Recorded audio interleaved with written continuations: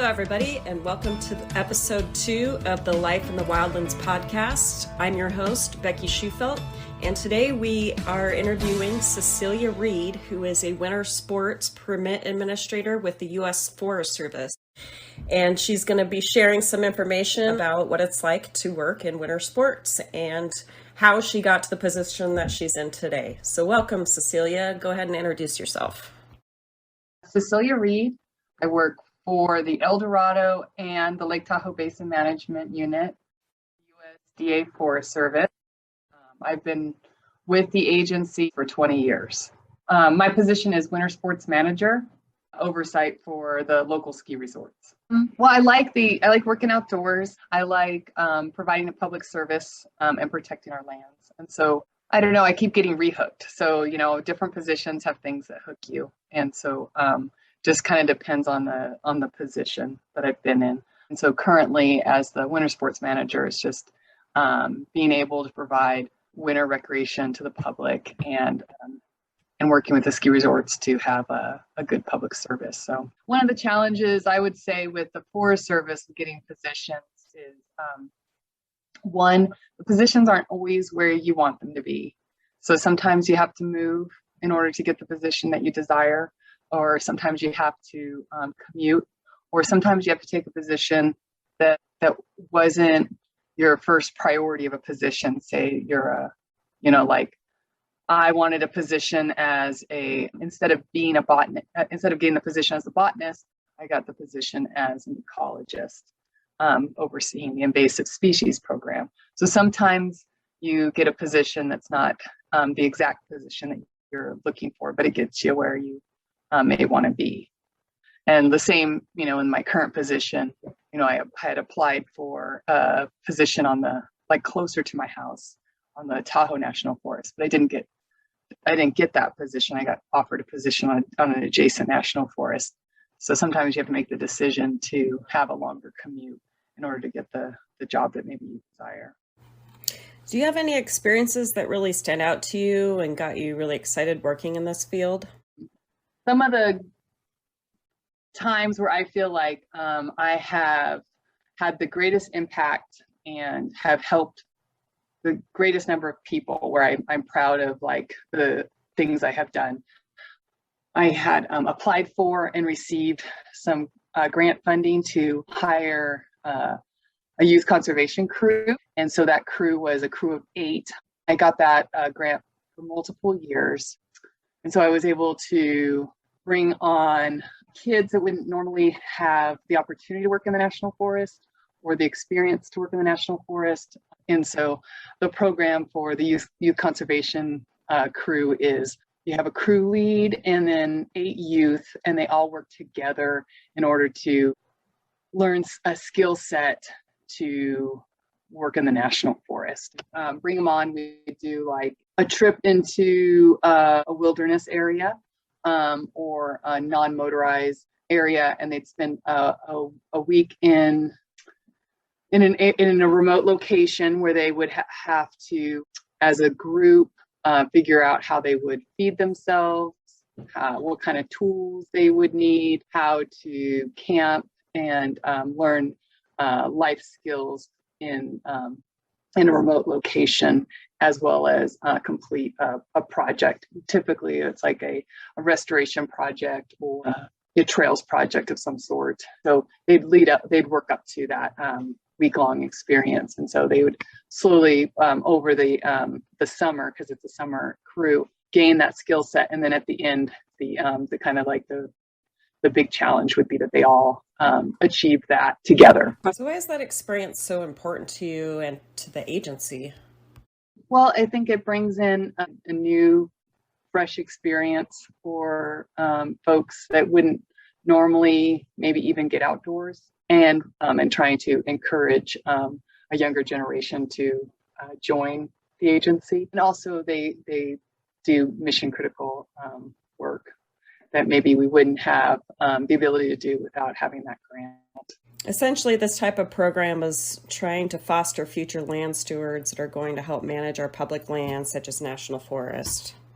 Yeah, and the group doesn't always end up necessarily, a lot of the folks don't end up getting positions in the Forest Service, but it gives them the opportunity to maybe make a choice to do sort of land management or public service in their career path. Do you have any other experiences that you wanted to Oh, share? yeah. My current position in winter sports is nice, because I get to, get out and snowboard for work. I get to help with like avalanche control. I get to help with the Ski with the Ranger programs, develop environmental education programs, including one that's like winter trek fourth graders out into the woods and into snow where they may not normally get to see snow. And so I like working with youth when I have the opportunity. And then a longer experience was I got when I was the wilderness manager on the Amador Ranger District. I did a long stint into the wilderness to evaluate the Monte Wolf Cabin for as a historic place, and we did it during early spring, where we had quite a bit of weather, challenging creek crossings and river crossings, where we really had to challenge ourselves in our navigational skills, because it was going into an area that had no trails, no trail system, and you needed to be able to find your location using your navigational skills, and then as well as keep you and your coworkers safe when the weather was quite cold.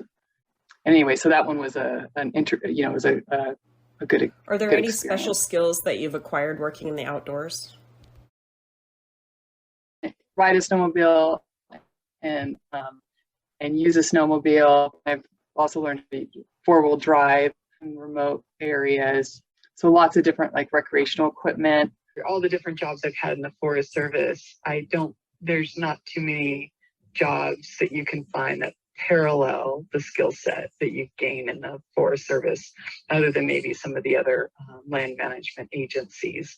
Because it's kind of a unique experience. So I've gotten skill sets and being able to manage recreation and just like recreational vehicles and stuff like that. But I've also starting with the first position, I learned how to navigate in remote areas with minimal tools and be able to find boundaries and historic boundary markers, points, no electronic devices. I know for myself, one of the greater experiences for me working for a federal land management agency like the Forest Service, especially throughout my career, is actually getting to meet and work well with these people around me. I feel the agency really recruits this type of person, like a like-minded people that are into the outdoors and share the same interests as I. Some become really good friends over the years too. Would you say that your experience has been about the same?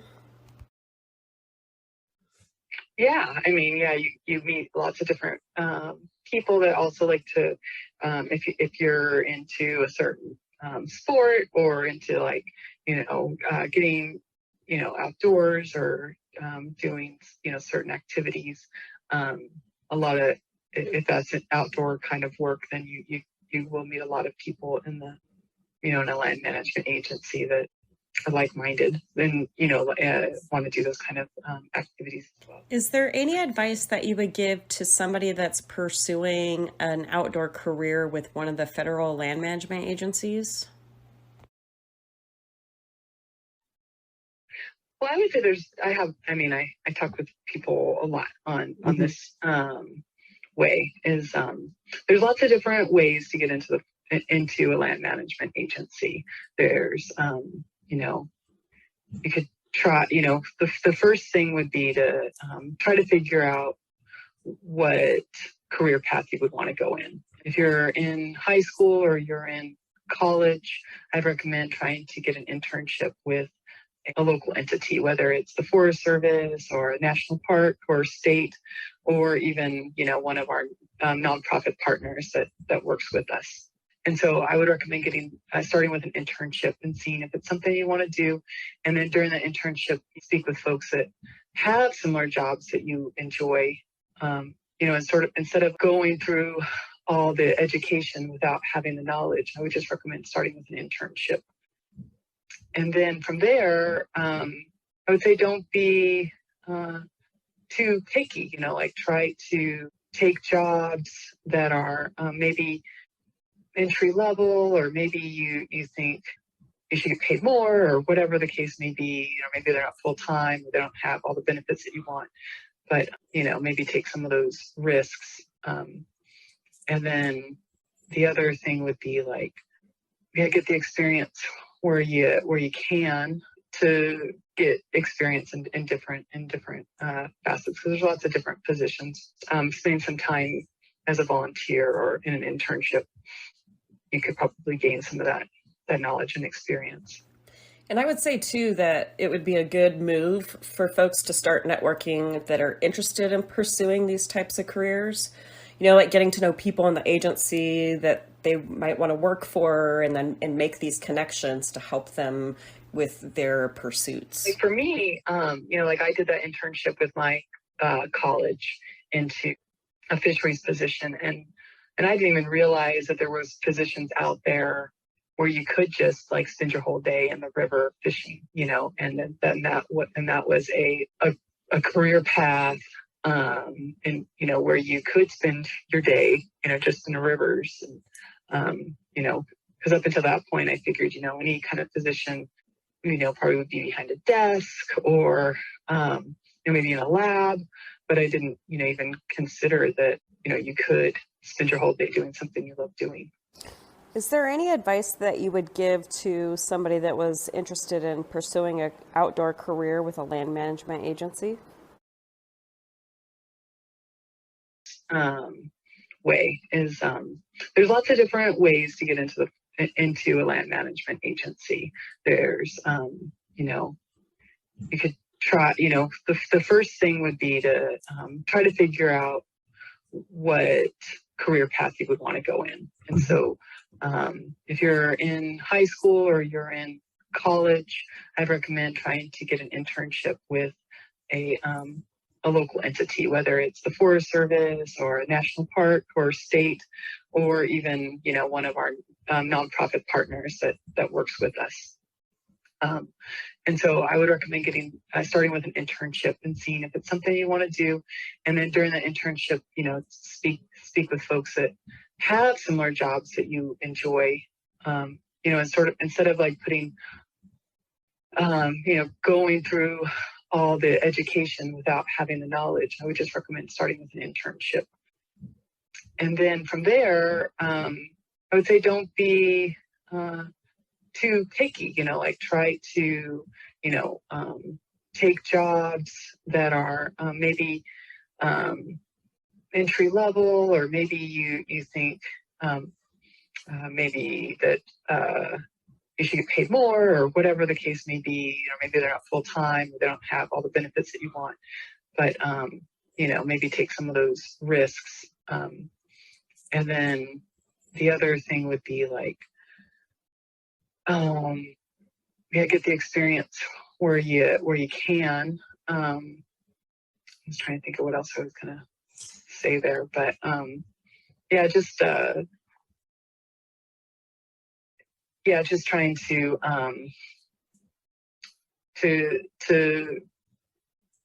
get experience in different facets, because there's lots of different positions, and they're not all outdoors. So like if you're if you think of a land management agency as only being outside and you don't like going outside, there's lots of positions that are support positions, such as budget, accounting, and front desk, and all sorts of different grants, and there's all sorts of different positions within these agencies that maybe would suit you. So just spending some time as a volunteer or in an internship, you could probably gain some of that knowledge and experience.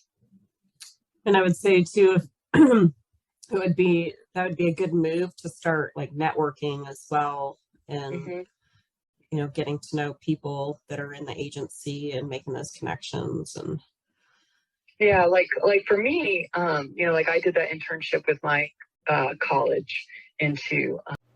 Well, we're running out of time today, folks, but thank you so much, Cecilia, for joining us today and sharing some experiences and some pretty good advice on those that might be interested in an outdoor career, especially, with the Forest Service.